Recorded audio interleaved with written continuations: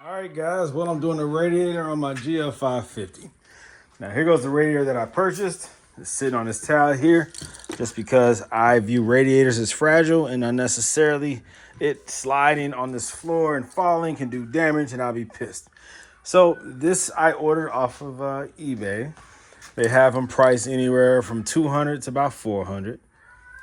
They pack them decently. I'm not going to say they pack them perfectly because this little piece right here broke off. And this right here goes right here. And this is the support for the fan. You have one right there. And the one is supposed to be right here. Well, fortunately, you take the metal threaded clips here from the old radiator. And there are two 10mm screws that hold that fan in place. But yeah, this bottom one right here will not be attached like that one will be. So there was a couple pieces of styrofoam in a box, but still, you don't know who's handling these radiators. FedEx, DHL, UPS, USPS, they all will drop your packages. Now, this right here has to come off. Your air intakes. Take two hands if necessary. You gotta wiggle them and pull them back. I did it with two hands. I had to put the camera down, but two hands, a lot of force. This front part right here was very hard to pull off. It took a lot of wiggling and yanking to pop it off. Why? I don't know. This one came off easier because I have removed it several times because of this leak. So what it is I have coolant that leaks out of the radiator. It leaks out of this top part. You're gonna laugh at me. But I put so much stuff and glue and compound and JB weld and all type of plastic weld to stop it. And over time, it starts to leak again. The first time I did it, it lasted with JB weld, the high heat formula. It lasted about a year, and then it eventually started leaking. And ever since then, I've been doing patchwork. So that hose that I've been putting patchwork is where the hose meets up to the radiator. There's a real fine hairline crack. And so I went on ahead and bought another hose as well because I have so much compound and glue on that hose where it connects. Just put a new hose in there. So the process, it's really, you just take your time. You got to remove this grill. You got to remove the front bumper to get access to the lower bolts or screws that secures everything. To remove the bumper, you have to pull back this lining.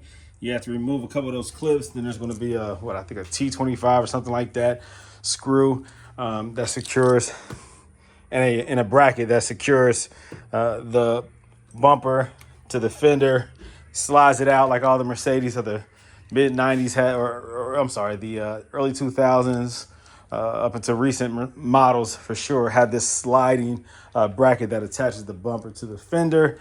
So slide that out. There's a couple bolts up underneath that you have to remove that holds the bumper in place. Remove that bumper, gives you access. So I'm gonna go ahead and start. Also, this upper radiator support, I believe, has to come off too. And those are 10mm bolts that secures that. There. There's one already missing. I don't know why. Carefully remove this front grill.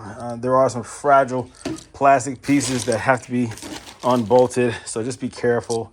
And then let's just see what happens. These lines, there's some clips that have to be removed.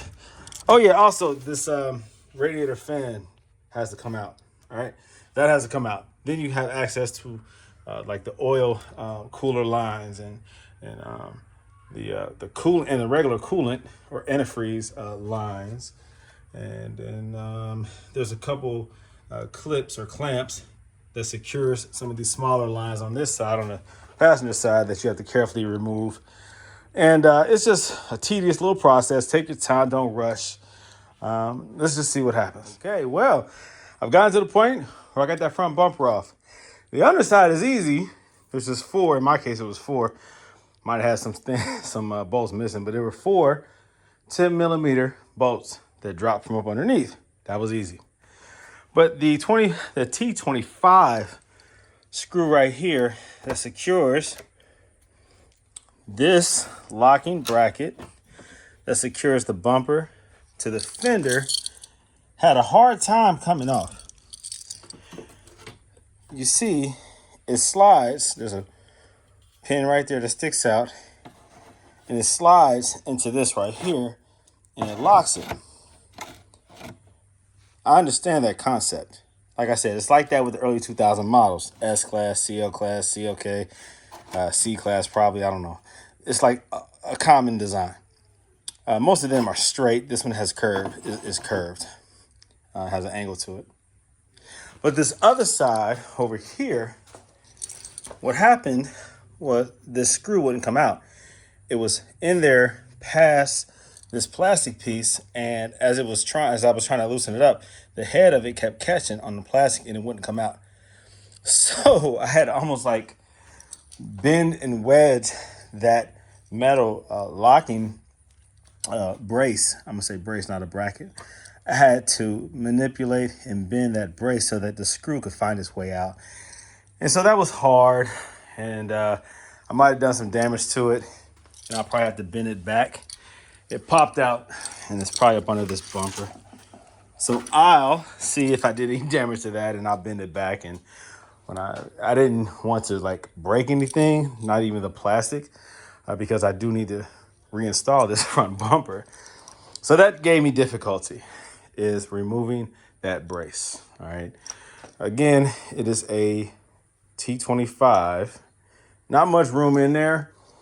I left my wheels on the car. I did not jack it up. That might make it easier just to get in there. The wheel liner has to be pulled back so you can get access to it, right? Where's it at? Here.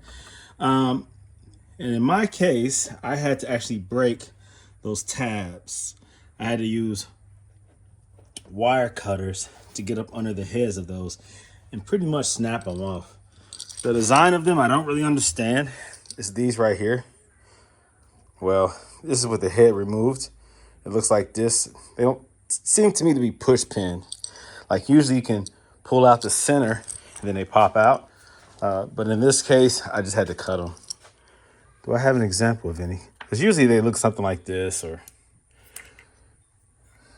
you know, two pieces like that, but they're not that design. If I can find one. See, the head had to pop off. It's not a push pin design like you would expect.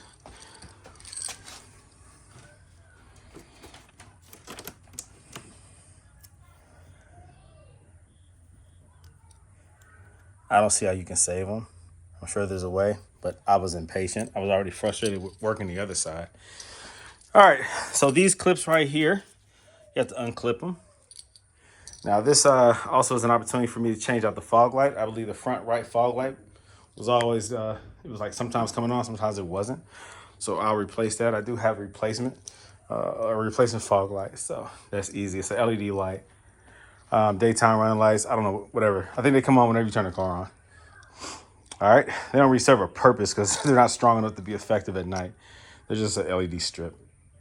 So once this front bumper is out the way, cool. Then I'll have access to the lower bolts that are hard to access with the bumper, impossible to access with the bumper on. And I'm gonna start removing these lines off of the radiator and then start removing the radiator.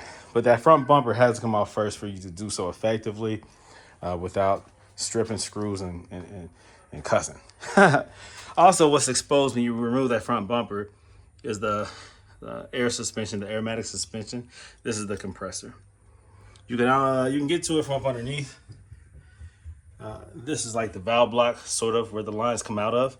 Sometimes you might have a leak right there, but you can access the pump itself right there. I've had to replace it on the silver GL550 that we have. This one, I've not had any problems with the suspension yet, and hopefully I don't anytime soon. All right. Put a towel or a blanket or something like that up underneath so that you don't tear this bumper or start scratching the bumper up, because it is heavy. And you can't scratch the bumper up on concrete. So make sure you put it on something soft. I use a towel. All right, so next move.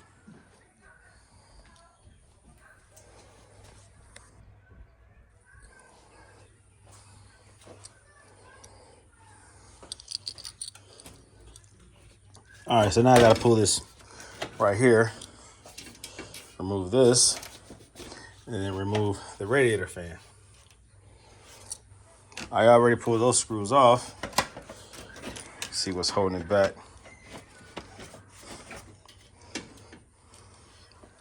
Might have to move this one. That might be the only thing that's putting pressure on it. All right. So the hood release cable is up under here. These right here is little plastic clips right here. So just unclip it from those, pull it back towards the car.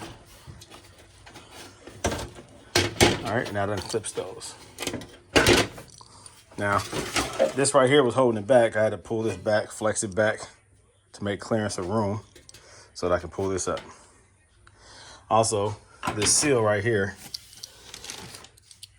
was sitting on this, so remove that, pop it off. And now this is off.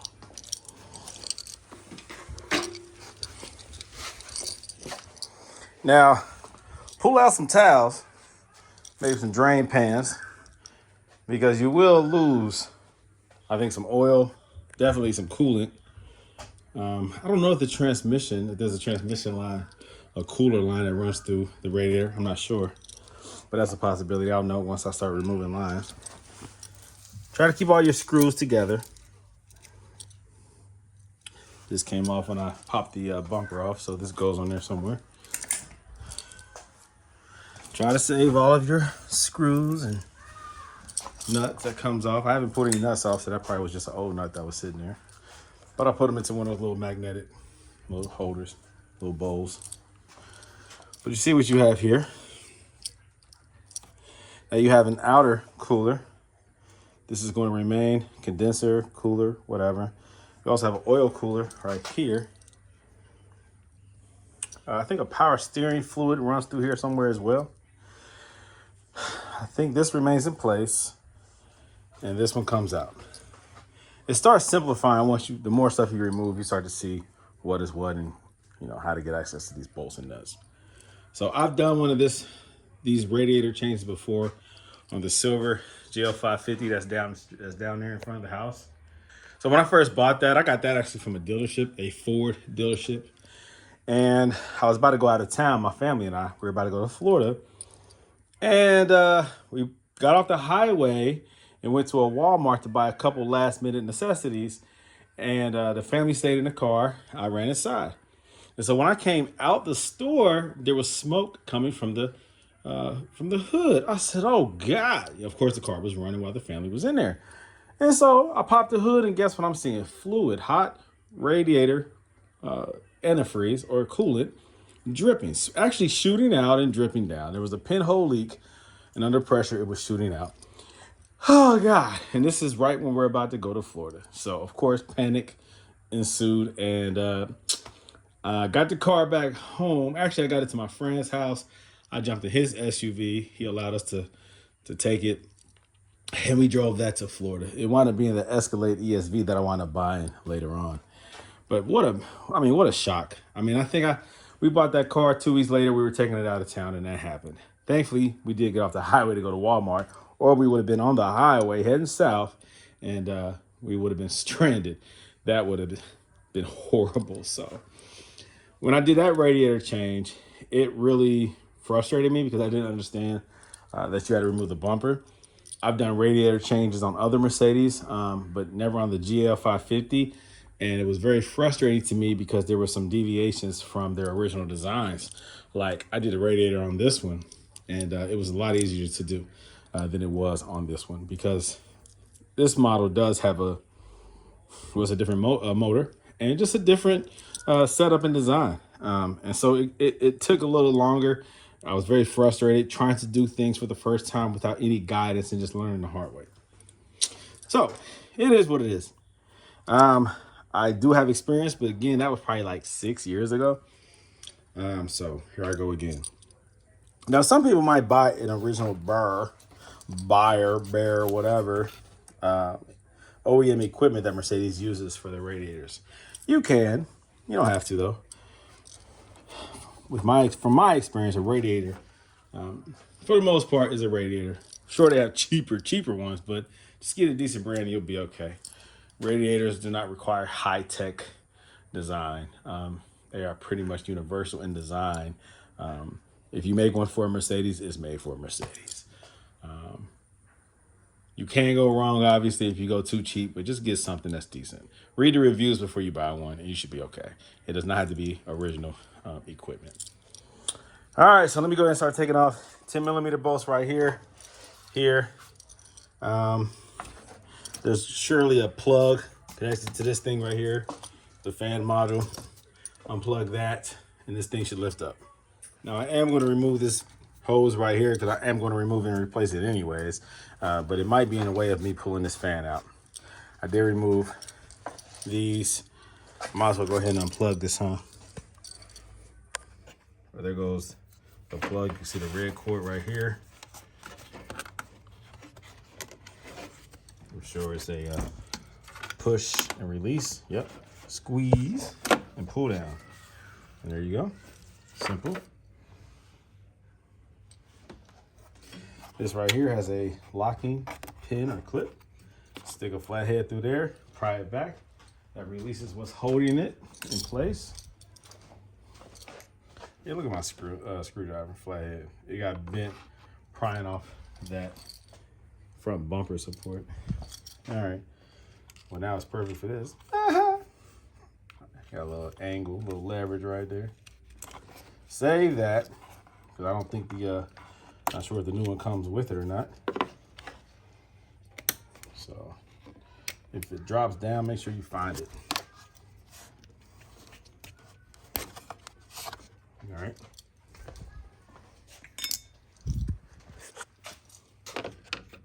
I should be able to pull it back. I'm gonna lose fluid. Let me throw a pan or towel up underneath. Let me get the oil pan. Or matter of fact, what I'm gonna do is remove that plastic underside paneling because I'm gonna do an oil change anyways when I'm done with this. So let me go ahead and remove that because when and if things drop, I'll need to probably remove them anyways. If I lose any components, any clips or anything like that, they'll be sitting right there on that plastic paneling. So might as well remove it now as I'm thinking about it. As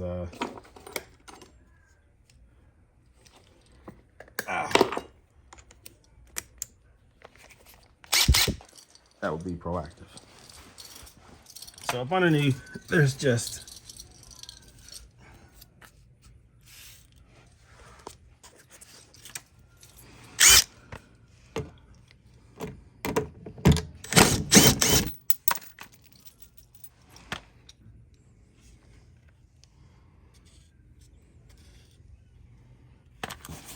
there you go. Some more back here.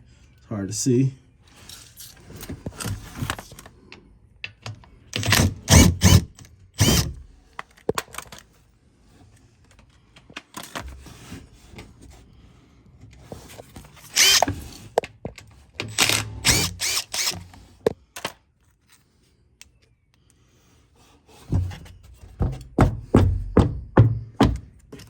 Oh, some more right there.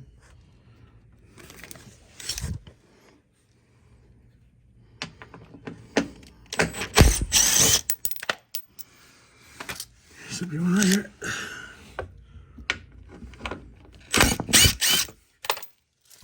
Also, it allows it to drip easier. As I remove these hoses, I can predict where it's going to drip. Another one right here. There you go. All right, so it's going to get messy. We already know that, so might as well make some room for it.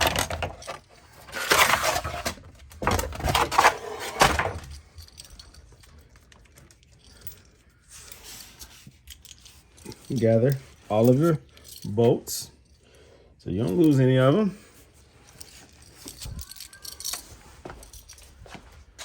The worst thing is to have extra bolts in your hand or to be missing a bolt and say, wait a minute, I still need one more, where's it at?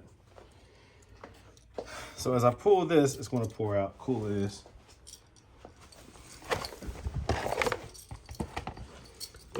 go down first.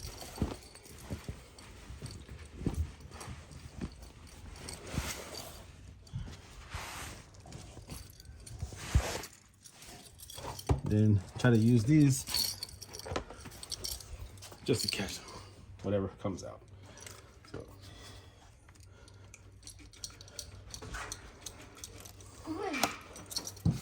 Make sure you remove the hose from this plastic clip, unless you just like breaking clips and replacing stuff.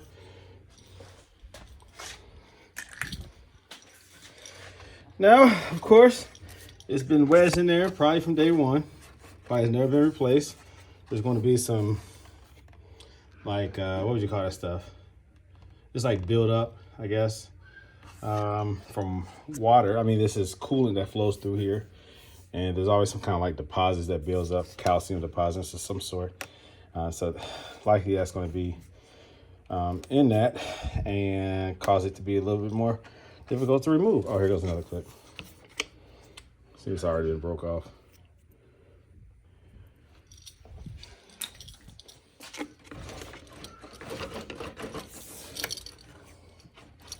Let me put two hands right.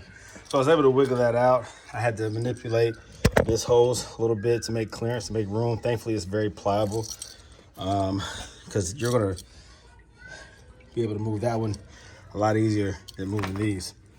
So that now opens it up. You can see now what's what. Let me turn the light on. So these had to come out from here, from the underside. I had to remove the top ones. Here goes this side. After I removed that one. Now, is that enough for this cover to come off?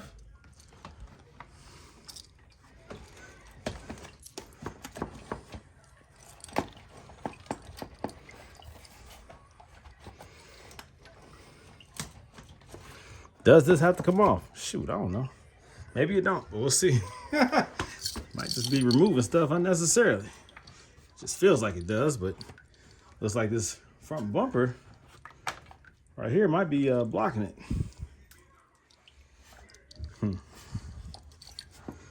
But I definitely know from up underneath you have to access a couple things that you cannot do with that bumper on. So something down there has to come off too.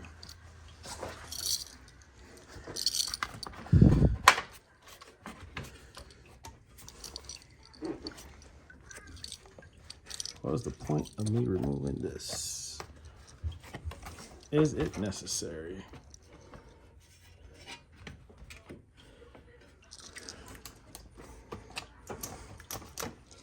Maybe if the whole thing was coming out. Oh, you can lean it back now and probably remove this. Okay, let's try that. Lean the whole thing back and see if this comes out. Because it makes room now for this underside to come out. Let's see. Okay. Now this screw right here, or this bolt right here has to come out because this right here is secured to the radiator. So by removing this, now this separates itself from the side of the radiator. You got to do that on both sides or just one side? I think this line is only on one side. Now over here, let's see. All right, you have access to this right here. Okay, sorry, get this out the way. So you have access now to this lower hose and spring-loaded clamp. So squeeze on this, and that will allow you to remove that lower hose. Let's see. So by removing these, allows the radiators to lean back. All right, so you have more play now with those removed. So that does help. You're not going to remove these right here, this outer shell or stuff. You're not going to remove all that. You're just going to take the bolts out so that the radiator now has some play. You can get access to the other lines a little easier. So I'm going to remove everything that's really pretty much holding this radiator back and in place so that I have as much room to remove those lines as possible. I might even be able to access this line. If I can't do it from the top, this line also I can see from this underside.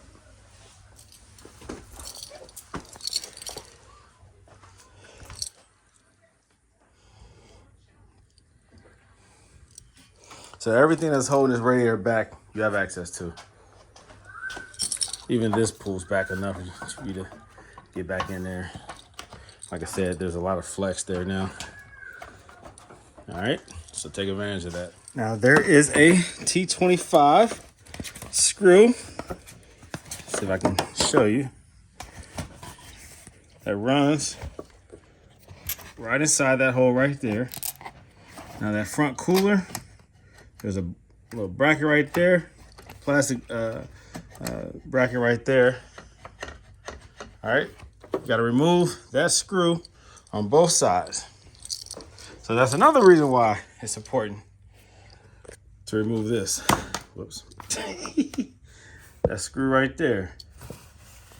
Remove that T25. So that allows you to separate this front cooler also from the radiator. I use extensions to do that. Allows a little bit of flex. But you pull this back towards you and get it in there.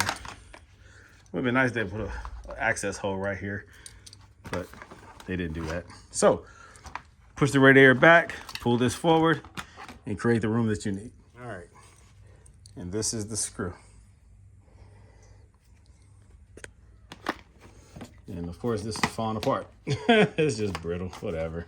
It just provides a little protection around the radiator once the bumper and everything is back in place. And also, of course, the air intakes connect to that, That's all. The other one fell down somewhere. I think it's in that pan, the oil pan. All right, what's next?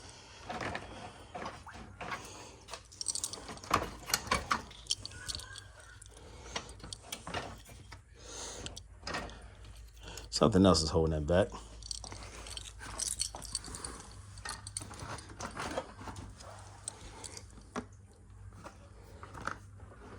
All right, looks like I probably got to remove these too. This one too. Same thing.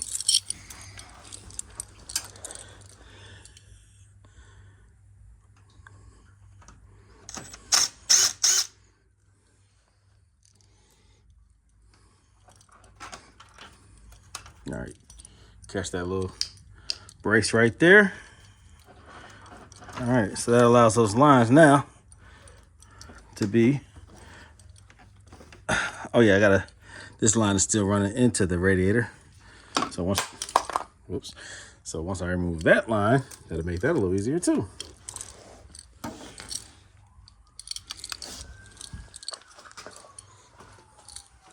So remove as much as you can from the underside, and then work your way back behind the radiator and start removing those lines. I think what connects this front radiator from the rear is this right here. This looks like this squeezes. If you can see it, let me see if I can zoom in on that. Looks like they squeeze and allows it to pop out on both sides. Yep. So squeeze the outer and it should allow it to pop out. That's what I'm gonna try. That's what worked. I used just some needle nose pliers. Squeezed and separated on both sides. So now, all right. So now it has plenty of play. So there's nothing else securing that to the rear radiator. Now I gotta remove these lines. I'm going to probably get some oil pouring out, but that's all right. It's not under pressure, so you should be okay. I remember one time I did a radiator on a CLK that I had. Oh my God. So I replaced the radiator and I did not put that clip in all the way that secured that oil, like from the oil pump, I guess. From the engine or whatever, it's pressurized. The oil is pressurized and it runs to the radiator. And when I started the car, it popped off and it shot oil all against the door and the wall. It was crazy. It was like, and I'm looking through from inside the car through the windshield. And I'm like, oh my God, what just happened? Yep, That would happen. So make sure that it's secured all the way. Okay. Now there was another screw that was keeping this front oil cooler connected. It was that bottom hole right there. All right, so now, let me see, some more draining because I did already do the lines. So all the lines are now removed. So this line is out. Let me see. The two lines that run to the oil cooler, I had to kind of manipulate to get one of them to remove some of the tension so that I could pop it out. Just pop it out of here. I just realized that I still had that one screw attached, and so that might have caused some tension, unnecessary tension. So make sure that those two screws in the front are removed. These pop off, like I said. There's a clip, looks like this. All right, there's two of those on the passenger side that keeps the oil line and this. I'm assuming it's the oil cooler. I don't know. But the bottom line definitely is oil. And that's down there, the lowest one. Pull that out. It looks like oil. Maybe it's transmission fluid. I don't know. It looks like oil. And then the one up top, nothing came out of there, but I'm assuming that's oil. I'm not sure. I don't know. Whatever. And then this side was easy. Stick a small flathead screwdriver, like a tiny one. It's like the smallest one that you have. Into those. There's an opening that it can go into, and you just pry it, and then those two clamps pop loose, and you're able to slide it back onto the hose. I'll show you what that clamp looks like. Can you see it? Let me see. I don't want to take it off the hose because I'm going to use it again. Maybe. So you stick it into that right there, pry. And then it pops, it unlocks. Some people reuse those. I've done it before, and I've also replaced them before. It just all depends on how much work you want to put into reattaching that. And then of course that bottom hose there, that's a spring-loaded clamp. So remove that, and everything is good now. I think the radiator is free to remove, I think. I don't think there's anything else attaching it. I had to lift up real hard on each corner to remove it. It's seated. There's usually like something like this on the underside where it sits down into these holes on each end to keep it stable, and just pull that out. So as you're playing with it, just see if there's anything else that's holding it back and remove it. Just take your time. Don't do any damage. You worked this hard to get this far. There might be something on the bottom side that's still attached that I need to remove. Because you have some stuff that's attached to it down here. So just manipulate it, play with it to see if there's anything else holding back, and just remove it. I'm just about there.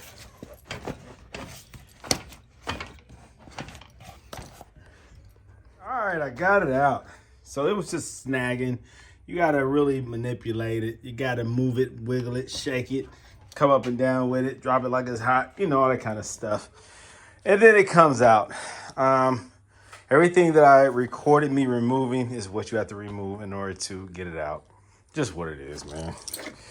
It's irritating. I mean, all of that stupid radiator, all because it decided to crack. Like right here. Look at that mess. You know what I mean? I got to a point, I was just doing whatever, just to pacify it and get me to where I needed to go with this car. I started just using this vehicle just to go to storage, load the back of it up and just go into storage. Storage is just a few minutes away from where I live. I mean, man, all radiators at some point go out, you know, they start to leak. I don't know.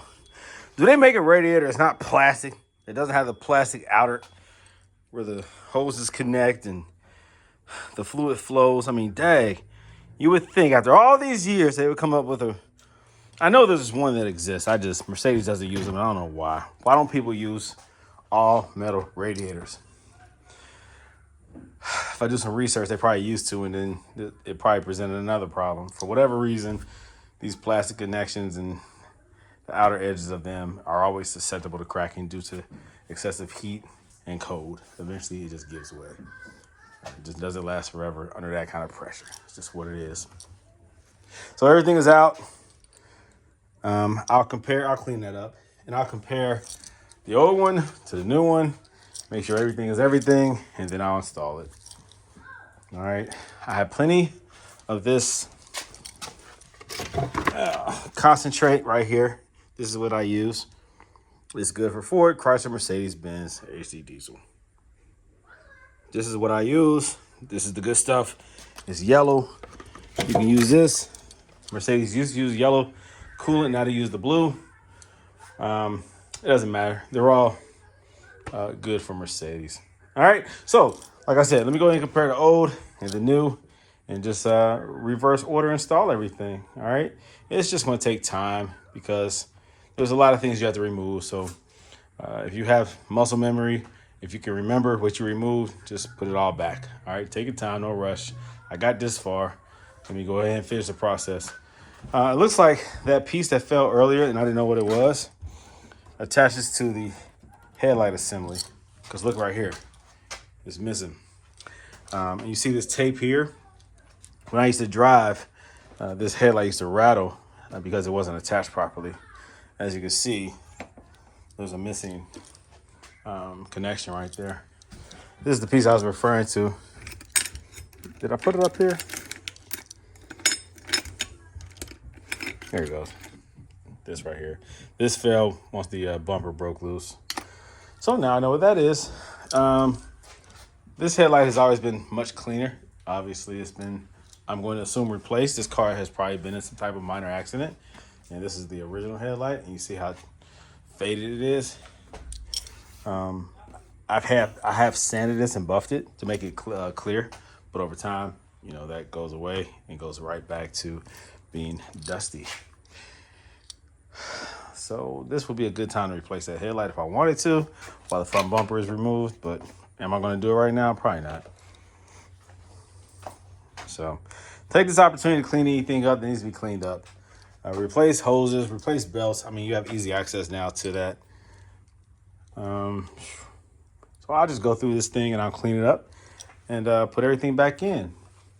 Of course, you're going to have a whole lot of air in the system. So when you start filling the radiator up, you'll have to allow the air to escape, let it idle for a while. Air will escape.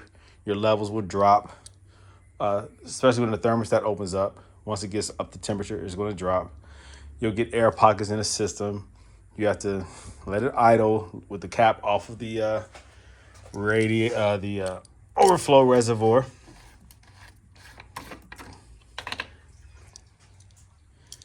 All right, keep that cap off so the pressure can be released and the air can escape, and just, you know, keep adding coolant until the level is right. Sometimes you'll drive around afterwards and then they'll say low coolant level. It just drops. Air escapes through the reservoir. It is what it is.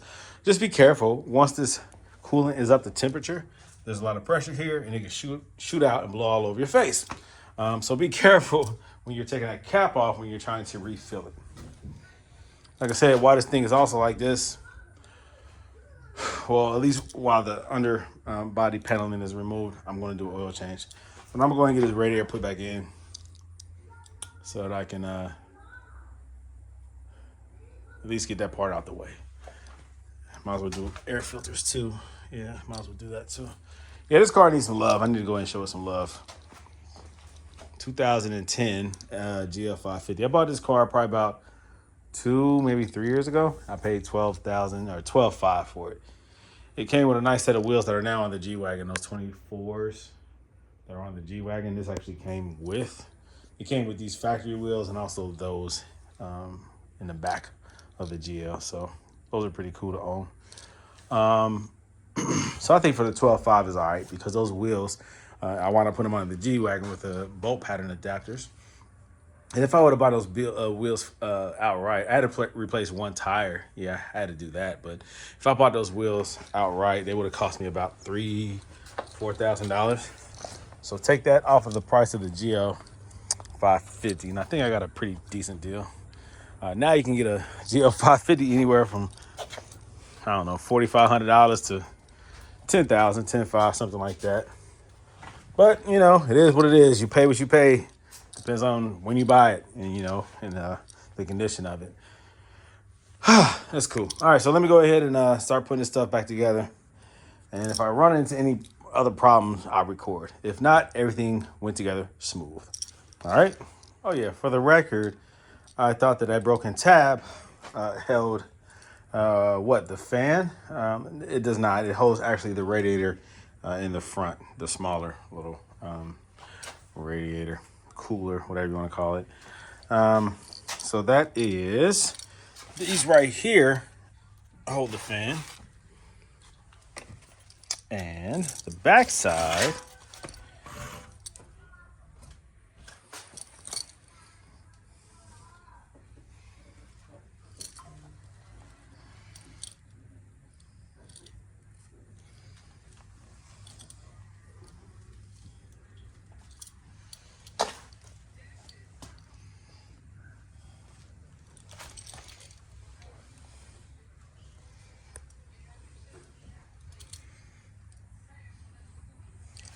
okay, so these are the sides that had the little C clip, all right? A clip right here. So the new one already has those installed right there. So all you have to do is push that line in and it should snap into place. Give it a little tug to make sure that it's in there securely. Again, those lines are under pressure. You don't want those popping out. These right here have the rubber lines. And again, I don't know which one is the oil, which one is the power steering. Power steering was on this side. If there's a transmission line that runs to it as well, I'm not going to sit here and try to figure out which is which. But it's obvious which one's reconnect because one is upper, one is lower. Same on this side. Here go the locking clamps that you can reuse. They're under tension. When you squeeze this back together, it catches right there. So you can reuse this. Just make sure that you angle it in a way where you can use some long needle nose pliers and squeeze it back together and secure the lines onto these. Now again, reinstallation is the opposite of removing it. So to reinstall it, just do everything systematically the way that you removed them. All right. Let me go ahead and get this started. Also, make sure that you remove these metal threaded clips right here because that allows you to reattach things back to the radiator. I just reinstalled the radiator. I just dropped it down without attaching those. Fortunately, this lower one I have access to from the underside. I don't know about this side, but try to do that before you put it back in. Here goes the upper. I have to add those clips to it. Oops. All right. Also, don't forget to remove those rubber, like a bushing or absorbers or whatever. Don't forget to remove those also from the old one and put them on here. They have a little lip there that makes them difficult to remove. So just use a flathead screwdriver, lift it around that lip, and then it comes off. They're pretty thick and pliable once you start working that screwdriver, flathead screwdriver around them. So make sure you do that too, if your radiator doesn't come with it. All right. So I have everything installed regarding the radiator. The upper radiator support is installed. I started the car. I had the noise from the rack and pinion, the power steering fluid, was low due to a lot of it being inside this radiator. So I had to top off the power steering fluid. I used what I always use on my power steering. This right here, I got it from Ollie's for the low. It's a European high temp power steering fluid specifically for Mercedes and other foreign vehicles, German vehicles for the most part. Prestone makes it. So I topped the fluid off and did a little bit at a time. Kept the cap of it off so that air could escape. Now the cap is back on. It's quieted down. The level is perfect. Also, of course, you have to add a whole lot of coolant. And so I did that for initially before I started the car. I filled this up until I couldn't get any more in there. Started the car and it, of course, dropped down. And then I added some more. So what's supposed to happen, this right here with this hose, this upper hose connects, that's connected to, that is your thermostat actually. That thermostat will open up and then your coolant level will drop down again. A properly working thermostat will open up. I've had it before on these model Mercedes from 07 when they introduced this engine into Mercedes, and that's on the C-Class. We're talking about the 4-cylinder, 6-cylinder, and the V8. This motors that they introduced had a common issue with the thermostat. It would usually stop working in the open position, which would cause the engine not to get up to operating temperature because the coolant is coming in too quick. It's always flowing, so the engine never gets hot enough. And so it's better for that thermostat to fail in that way than it is for it to fail closed and then your car or engine overheats. Now, I've had it where I've replaced that hose and then that introduced that issue where that maybe the air pocket or whatever caused that thermostat to seize in the open position. I don't know. I've had it happen before where it failed after I did some type of tampering with that hose. On other models, I had a GL450 where that happened. I've had to replace probably about 4 or 5 of those thermostats on different models that has that thermostat. The same issue. Check engine light comes on and it says that the engine's not up to operating temperature. It never overheats. Instead, it doesn't reach up to that optimal temperature because that thermostat stays open. So in this case, I'll keep on adding fluid. It should be, your fluid level should be at that line, and it will drop. Sometimes when you're driving it, after you do such a radiator change, something so involved, it can happen days down the road where you're driving and it'll say low coolant level. It drops below where that sensor or where that line is. There's a sensor in this overflow reservoir. So that's how you fill your radiator up, is through this overflow reservoir. And like I said, there's a sensor in there. It does what it's supposed to do. Just keep the fluid level right. I check for leaks. When I first started it up, I heard that power steering, the moan, the whine from the power steering pump, so I immediately shut it off. I knew what it was already. Let's see. So wipe up underneath. Keep it clean so that you can see any kind of leakage. There is none. Only when I was overflowing this did I get some fluid. You can see right there when I was overflowing it before it started taking it down. Just look over it. Shed some light. Put some light down there and just look. Just make sure everything is right. Like I said, now's a good time to do some other maintenance that you need done to the car while it's open and exposed. And I'm very tempted to get a new headlight. I know I have to do an oil change and I have to do my brake change, brake pads all the way around. I have the brake warning light that's on, so I already knew that was the issue. Look how bent this is, and look how it's supposed to be. And then also look that it's broken right here. This piece is broken off, so this car definitely had gotten hit at some point. And that's why we have damage here. Obviously, this was hit. And we have a brand new crispy headlight right there. Let's see here. So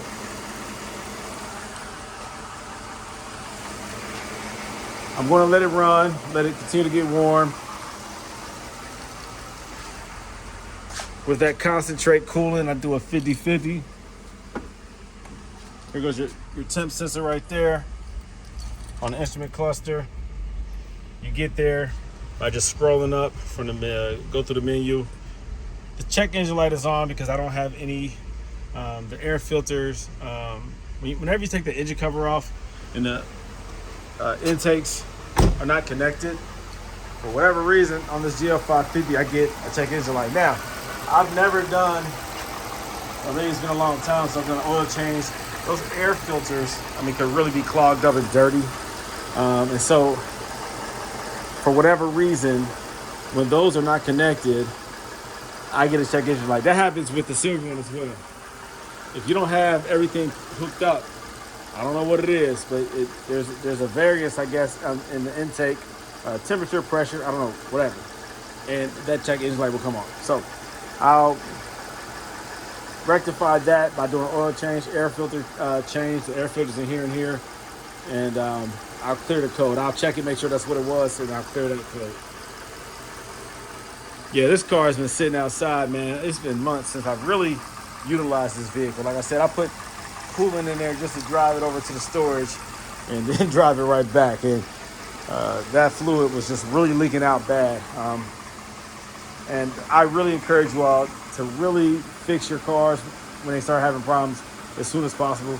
Because when you postpone it and delay it, if you're dependent on that vehicle, you're really risking the failure, like a catastrophic failure, or it's just gonna be more expensive to fix it. In my case, I have a lot of cars, so I don't drive this car that much, so I was able to put it off. I think the initial leak began probably 2 or 3 years ago, and I just kept patching it, Band-Aid fixes. That's risky. I don't encourage anyone to do that. I encourage you to fix your car as soon as you can. If you can't do it, pay a professional to do it. I encourage you to do it if you can, but if you cannot, pay somebody who knows what they're doing and keep your car running. These Mercedes vehicles, man, I take them for granted. I'm not even gonna lie. Because I've had them for so long and I've had so many different models, I take them for granted. But to own a Mercedes GL550, man, really is a blessing. Any of these cars are just blessings. And so I need to appreciate them and stop taking them for granted, because there's so many people out here that's struggling and wish they had something as nice as this. So let me stop, keep things in perspective, I guess I should say. Take care of your cars and they'll take care of you, all right? I'll continue to make sure that my fluid levels are good regarding the coolant, the power steering. Tomorrow, I'll go ahead and do my oil change. I'll do my brake pad change. I might make a video about it. I'll see. It's really hard making these videos while doing the work.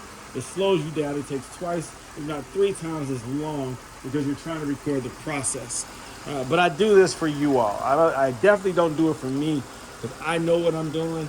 I'm doing it for you all because nobody, in a lot of cases, I couldn't find videos when I was doing a lot of this stuff years back. So I try to put as much information out there as I can. So learn from me if you can, if you already know how to do it. I just appreciate you watching my content. And there's always more content coming out. There's a backlog, so to speak. I have so much stuff that I haven't put out yet, just because I'm busy, you know what I mean? And I have to keep you guys wanting more. But yeah, more content on the way. Like, share, subscribe, comment. Give me your opinions. If I'm doing it wrong, let me know. There's always better ways to do things. I just know the way that I know. So I'm always open for discussion and positive contributions to my video content. So I'll talk to you guys later.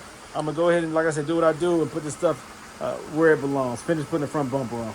All right, guys. You all take care, and I'll be in touch. Peace out.